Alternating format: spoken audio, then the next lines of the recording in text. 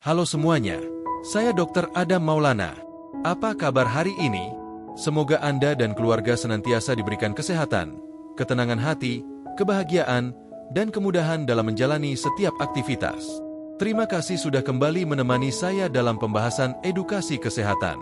Saya berharap setiap informasi yang kita pelajari bersama hari ini dapat membuat kita semakin memahami tubuh sendiri, bukan untuk menimbulkan kekhawatiran, tetapi justru agar kita lebih tenang, lebih peduli, dan lebih bijaksana dalam merawat kesehatan. Pada kesempatan kali ini, kita akan mengamati dan membahas materi visual dari klinik Al-Biruni yang memperlihatkan kondisi dan proses yang berkaitan dengan liang telinga. Saya akan membahasnya dari sisi edukasi medis, khususnya mengenai salah satu bagian penting dalam pembentukan serumen, yaitu kelenjar ceruminosa atau ceruminous glands.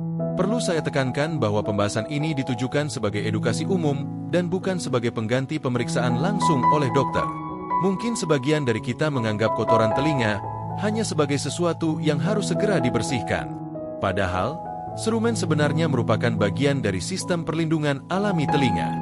Serumen terbentuk melalui campuran beberapa komponen, termasuk sekresi kelenjar, sebum, sel kulit yang mengelupas, serta partikel kecil yang tertangkap di liang telinga. Kelenjar ceruminosa merupakan kelenjar khusus yang terdapat pada kulit liang telinga luar. Secara biologis, kelenjar ini merupakan modifikasi dari kelenjar keringat apokrin. Sekretnya berkontribusi dalam pembentukan serumen dan kemudian bercampur dengan komponen lain yang berasal dari lingkungan kulit liang telinga. Namun, ada satu hal yang sering disalahpahami. Sekret kelenjar ceruminosa bukanlah minyak murni. Kandungannya merupakan campuran berbagai zat, termasuk air, protein, lipid, dan komponen organik lainnya. Sementara itu, minyak atau sebum terutama dihasilkan oleh kelenjar sebaceus yang berada di sekitar folikel rambut pada bagian tertentu dari liang telinga. Jadi, ketika kita melihat serumen yang berwarna kekuningan, lembut, lengket, atau sedikit berminyak, karakter tersebut tidak berasal dari satu kelenjar saja. Serumen merupakan hasil interaksi berbagai komponen. Secara sederhana, kita dapat membayangkan prosesnya sebagai sekret kelenjar ceruminosa yang bercampur dengan sebum, sel kulit, dan partikel kecil hingga membentuk serumen. Lalu, apa manfaatnya bagi telinga? Serumen membantu mempertahankan kondisi alami kulit liang telinga.